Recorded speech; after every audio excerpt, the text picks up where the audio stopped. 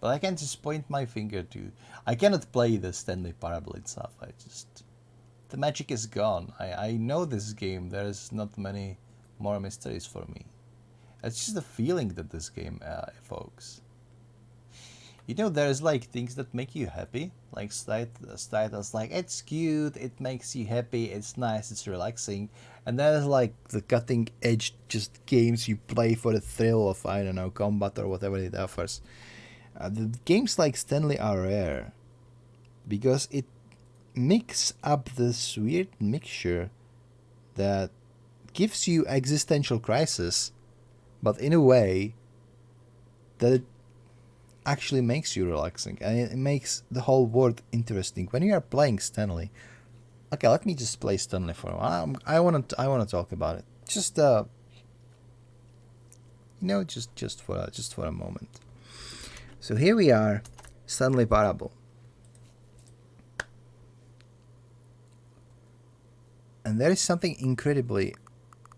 it's... Pocket full of swimming pool. Yeah, that's a great...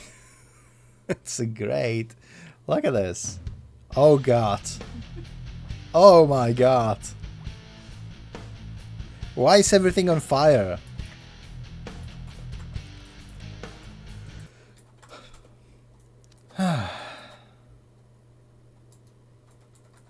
What the fuck? This is new.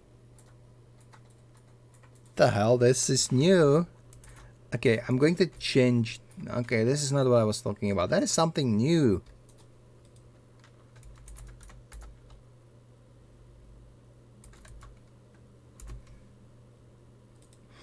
Okay, let's update the... Good, it's updated. This is new. Hold on. What's this? I don't know. What's this? Tell me.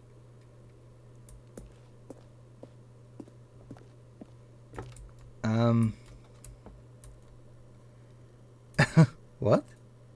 This is the game controller. Wallet? Okay. 8. 8. 8. 8. The Stanley Parable 8? No, this doesn't look right at all. The Stanley Parable takes place in an office building. There are doors and branching paths. This is just a button that says 8. Well, it's better than a button that says gym, right? I don't know. 8. 8. 8.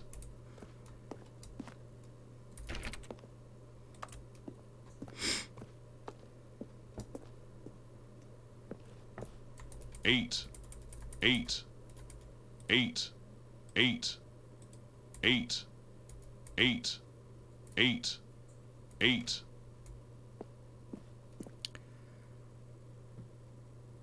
Okay, what the fuck? 8.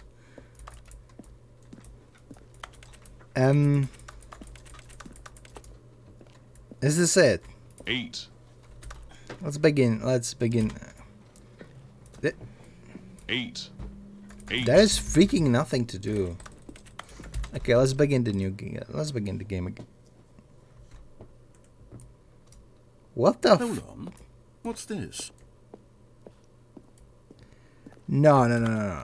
Okay, let's quit. Let's make Stanley Parable 9 by... I guess this was like an ending, like a secret ending. This is fucked up. I think the narrator is going to be pissed though, because we keep making the new Stanley Parable games, and this is exactly what he doesn't want to, right? He wants to... It is another one, new nonsensical additions, unforgivable 427, yes.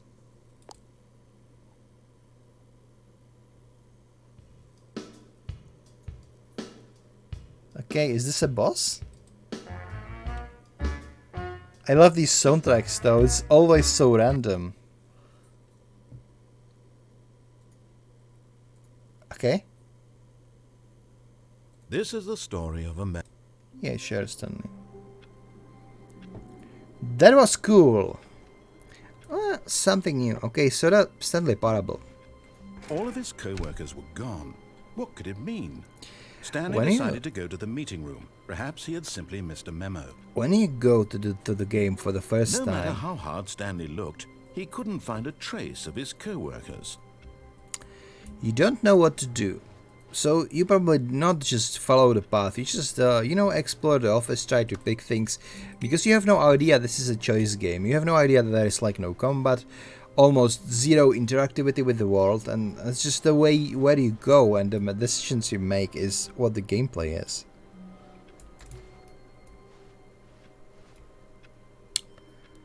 But it also shows you, in these initial moments, just think there are no balloons. It's just this empty office space.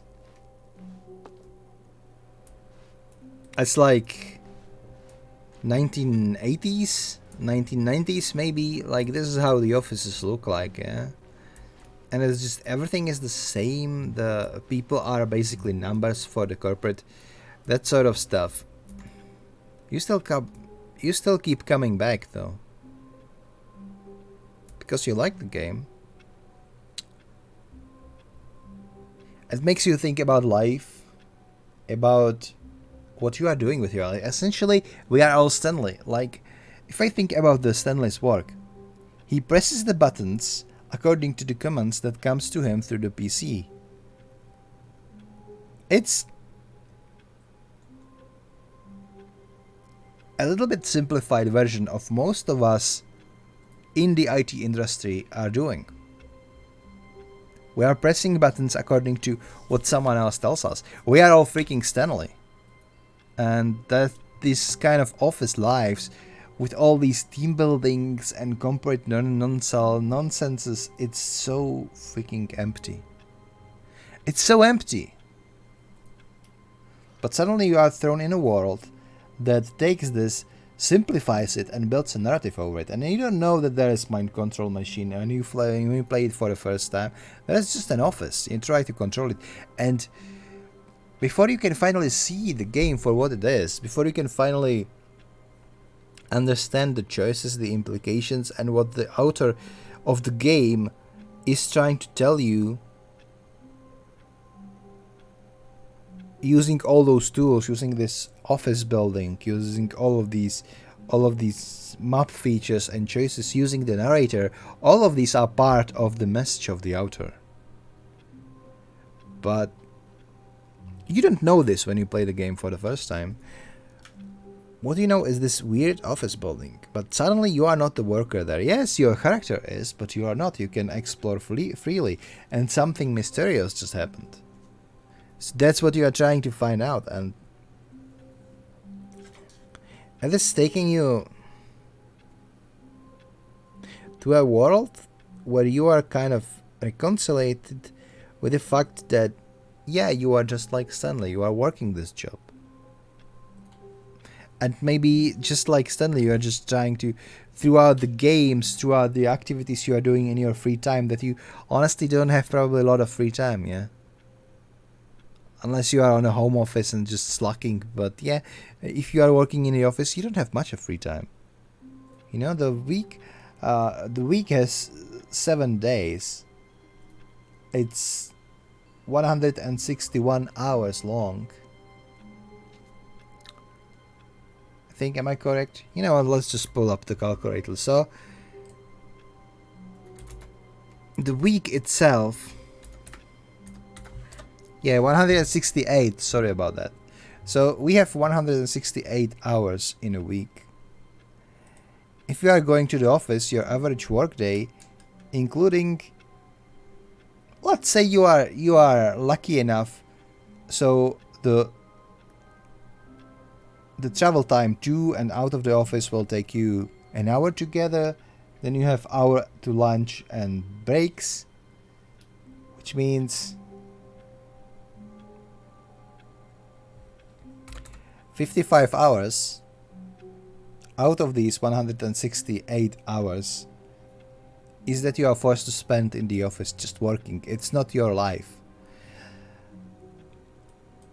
So we have 168 hours minus those 55. It's 113 hours for yourself. But wait, average person sleeps around 8 to 10 hours per day. So let's say you are sleeping 8 hours per day. It's enough for you. Let's not discuss if that's enough or not. Let's discuss this is enough for you because that's what average people sleep. So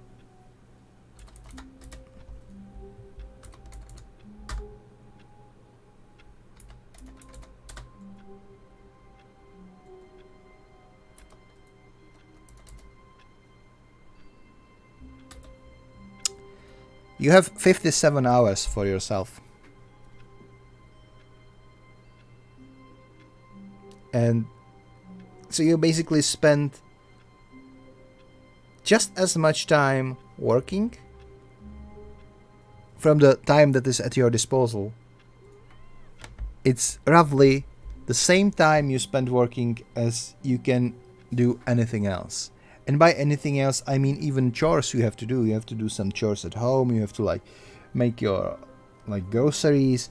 You have to make like arrangements so your bills are paid, necessary things like so everything is in order, and that is all you need to do in your free time. Your free time of the day you have is already halved by the necessity of going to the stupid offices like this one and working there. But when you're playing Stanley, there is a mystery. Everything is empty and you can just explore it free of the responsibilities that you have. Knowing well enough how Stanley feels working here, because we all saw The Office Space, we all watched the Office series, you know? So we know well enough how a worker like Stanley feels. And you go there, you explore, and it gives you into a state where you like accepted all the emptiness, all the anxiety, all of it that these office works just bring to the world. All of the cancer culture of corporate like team buildings and whatever. And you are just here.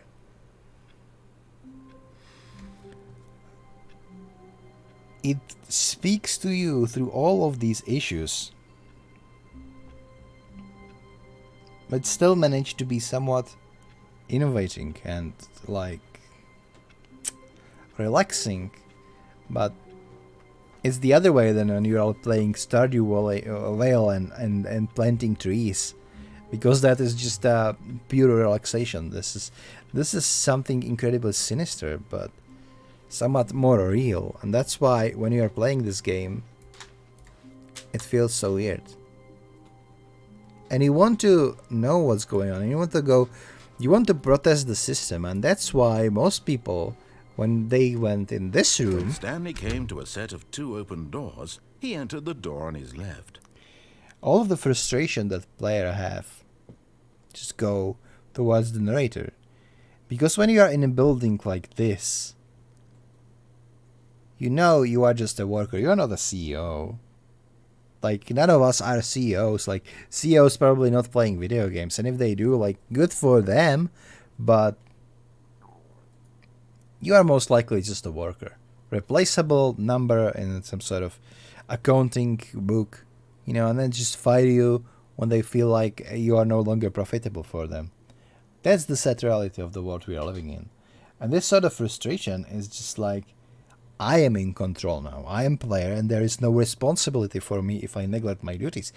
In fact, I can do whatever the fuck I want. And that's why the other games like Postal, for example, the violent game when you just can go through the rampage throughout the sandbox city and just kill cops and can kill fucking everybody who's just there because you fucking can. That's why they are so popular, even though they are morally wrong and really kind of disgusting, but it is what it is. The narrator isn't the CEO of this company, but this is the voice of the authority. That's why Stanley just stood there doing nothing at all. He seems to think I have nothing better to do with my time than to sit around and describe every fascinating little detail of his inability to do anything. This is why Stanley and I are on such good terms. thank you for that. Anyway, This is why the majority of people will do exactly the opposite of what narrator is doing. Like if you booted this game for the first time and you were experiencing this for the first time and you went here, what did you do? You do what the authority told you not to do. So you went through the right door. Because the first instinct is like, fuck the authorities, I do what I want. I am the master of my own destiny. So probably, I bet that the first ending people got, if you would get like the most frequent ending people got for the first place, would be the adventure line. Because you get to the adventure line when you do the opposite of the narrator is telling you every single time. And it's for a multiplicative number of reasons, but like it's always in the I will go something that he's telling me not to do just to piss him off. I will do something that he's not telling me that he's telling me not to do because I don't want to, like, I'm not going to cope with this CEO bullshit, you know. I want to rebel against authorities every single time. And that's why I think the adventure line, no. I mean, yes, technically.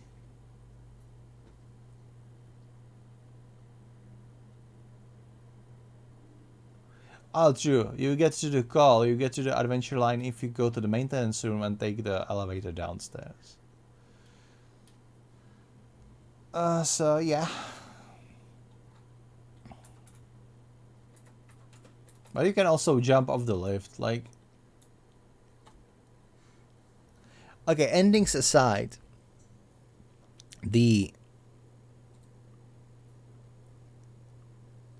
first door that people take for the first time while playing this game, I bet it's over 90% of players just went right. Just because narrator told them to go left. And yeah, there might be like some people like, yeah, I'm going to do what he wants to do because I saw a YouTube video. I want to be compliant boy. You know, that sort of stuff. But if you went into this blindly, there's a high chance you just picked the right door. That's it.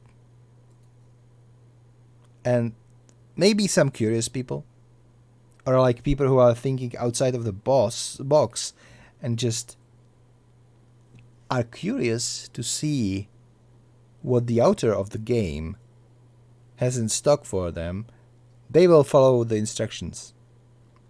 But majority of the people just go against the authority. That's what I'm trying to say. And that's why this game is so magical. It brings you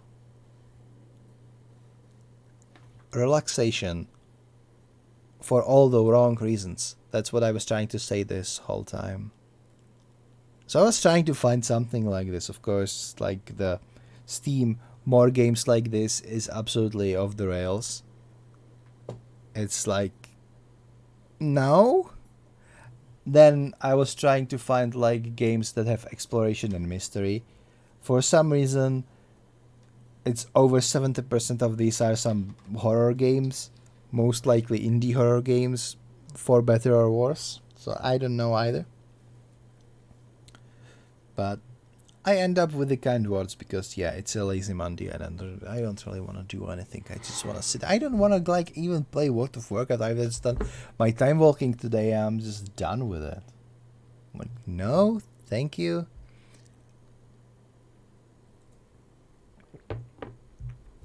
So here we are, playing Stanley Parable by using it as a safe space to vent about things that don't really matter.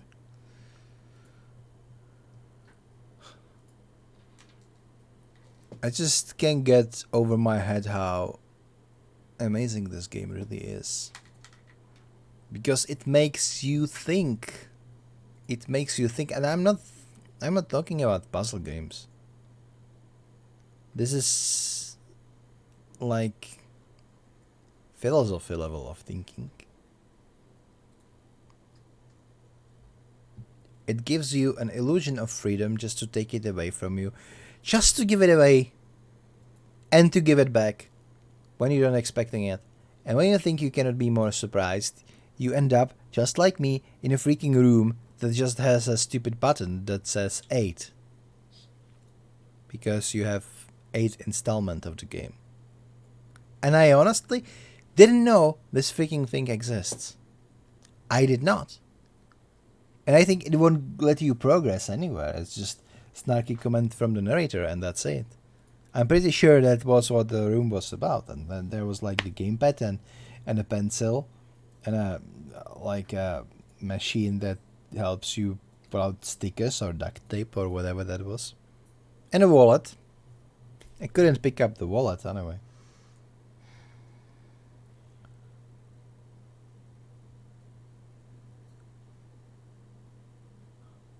I'm out of words.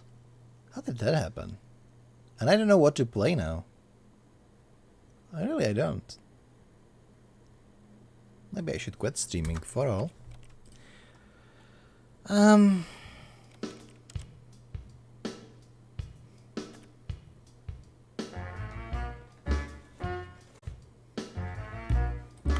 Okay, let's quit Stanley for now.